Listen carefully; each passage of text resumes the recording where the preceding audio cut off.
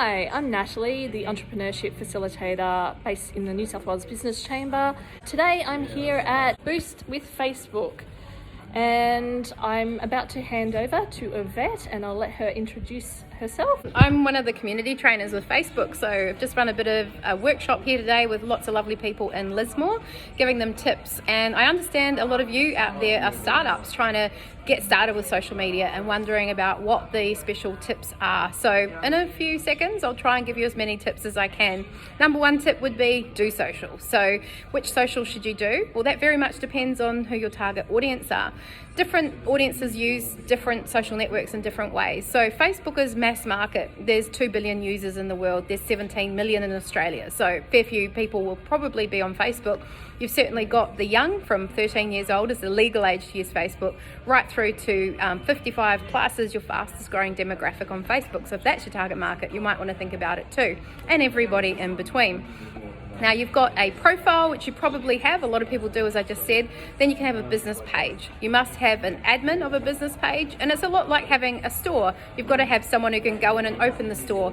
Now you can hide that you're the admin of that page or store on Facebook, or you can make it very public and be a proud owner, up to you. And you can have multiple people that manage that page too to help share the load.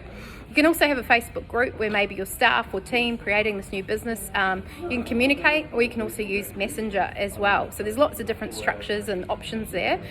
You can do outreach in groups on Facebook, which I'd highly recommend. So if you've got a product or service or an event you want lots of other people to know about, think about what groups they might belong to.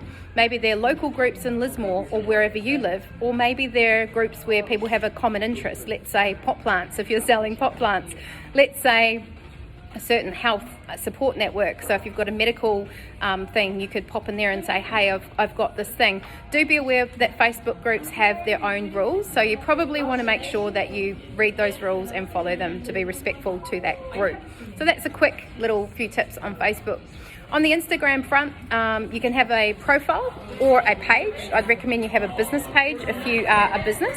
And the reason you would want to have a business page on Instagram or Facebook actually is so you can analyze your stats, so you can run ads and you can get the full benefit of being a business. You simply don't have those features on a profile.